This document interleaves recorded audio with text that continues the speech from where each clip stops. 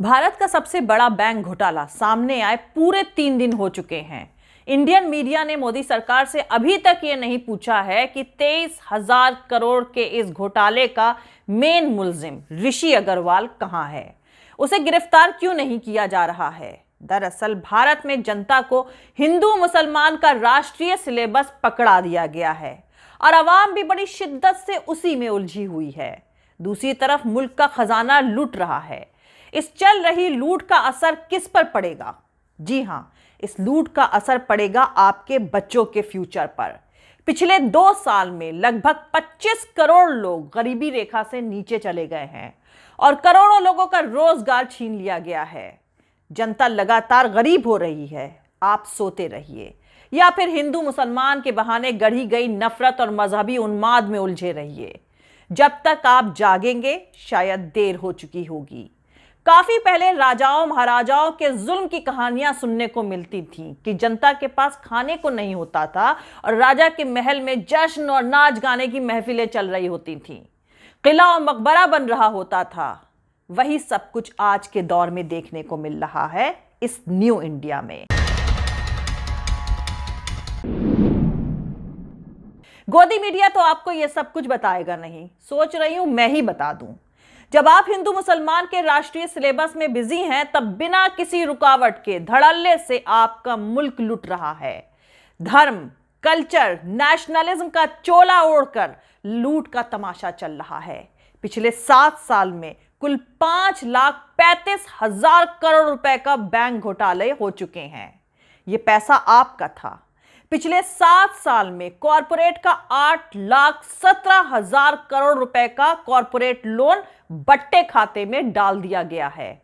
अंग्रेजी में इसे राइट ऑफ कहते हैं, लेकिन यह पैसा कभी वापस नहीं आता है, इसलिए इन पैसों को कॉरपोरेट का माफ भी कहते हैं। यह पैसा आपका था।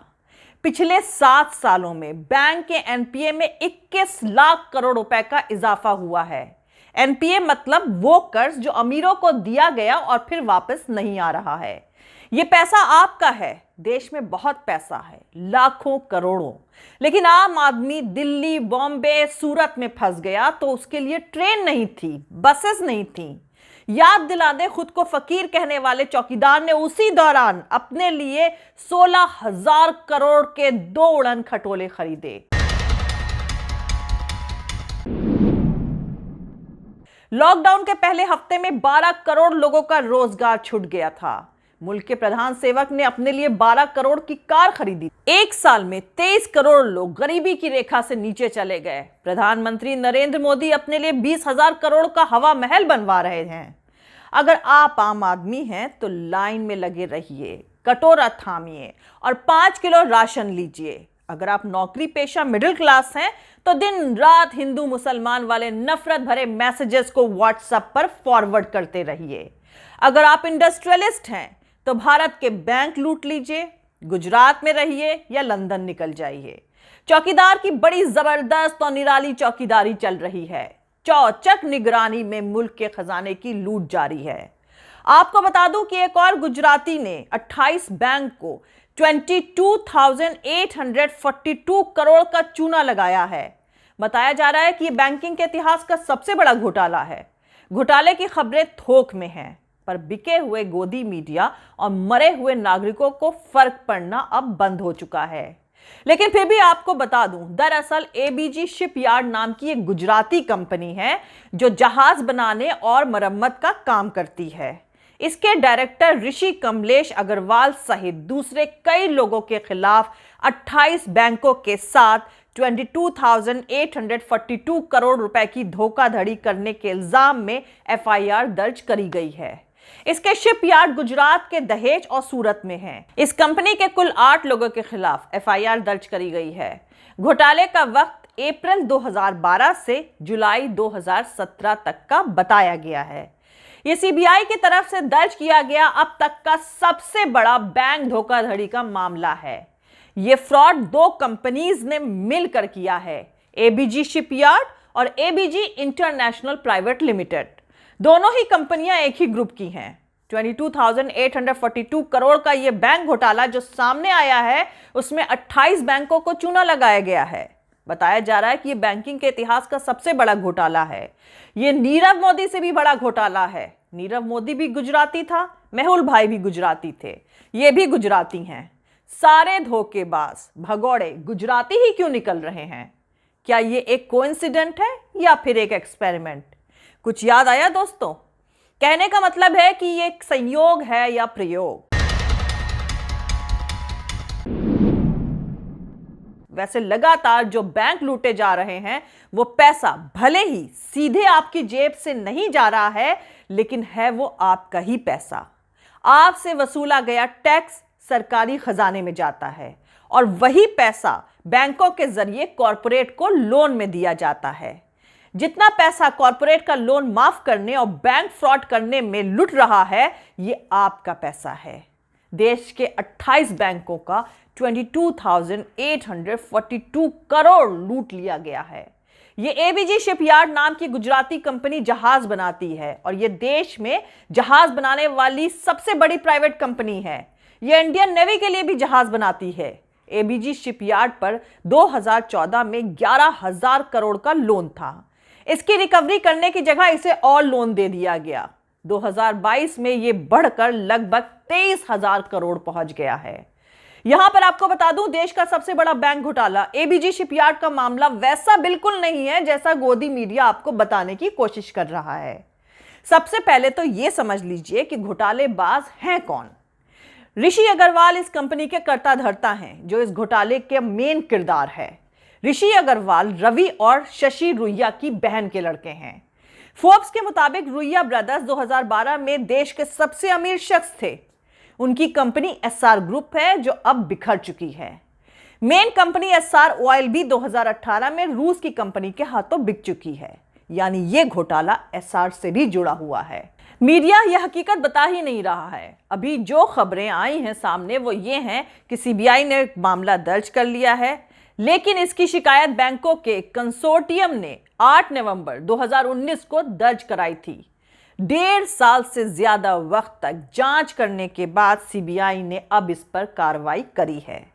मामला जरूर एसबीआई के कहने पर दर्ज हुआ है, लेकिन इस घोटाले में आईसीआईसीआई सबसे ज्यादा नुकसान में है, क्योंकि एबीजी पर सबसे ज्यादा रकम 7,089 करोड़ रुपए उसकी ही बकाया है।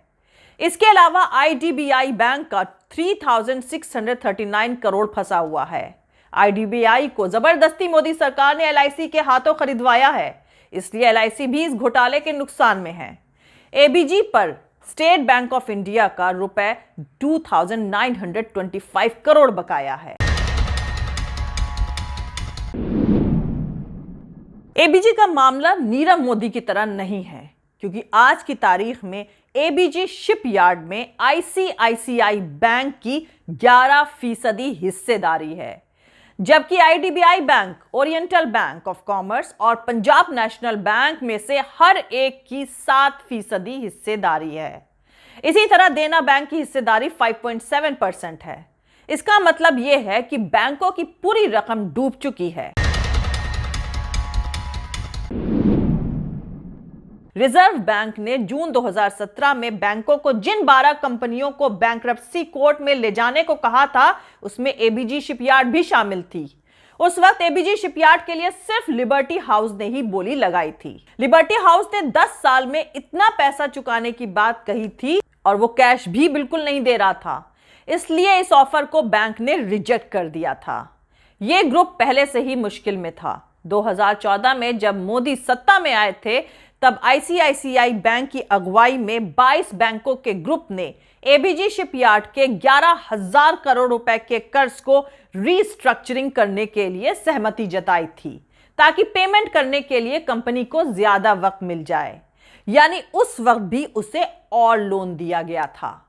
इस प्रोसेस को एवरग्रेनिंग कहा जाता है, यानी लोन वसूलने के लिए और लोन देना। 2014 में 11,000 करोड़ का लोन 2022 में 23,000 करोड़ का कैसे हो गया? मतलब साफ है कि मोदी सरकार के 7 सालों में उसे हजारों करोड़ रुपए का और लोन दिया गया। देश मजबूत हाथों में है, लेकिन वो मजबूती किसके लिए है? जरा सोचिए।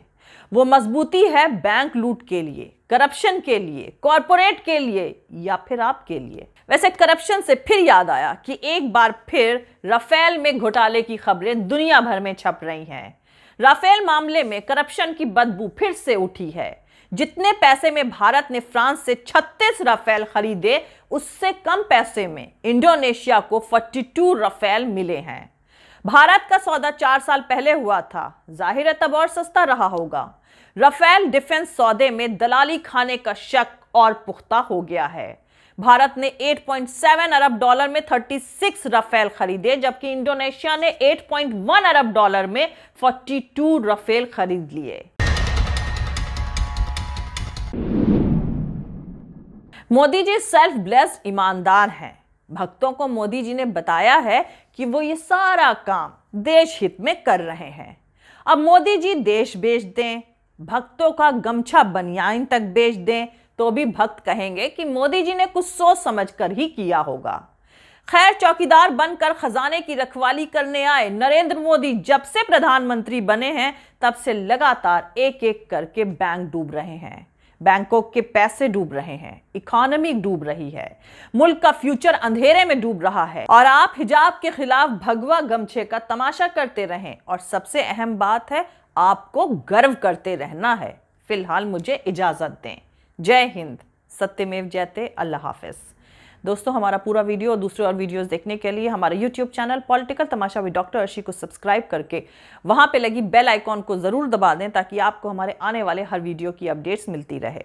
और दोस्तों, अगर आपको हमारा काम पसंद आता है, हमारे वीडियोस पसंद आते हैं, तो www.patreon.com/Dr अर्शी खान पर जाकर डोनेट करके आप हमारे काम को सपोर्ट कर सकते हैं।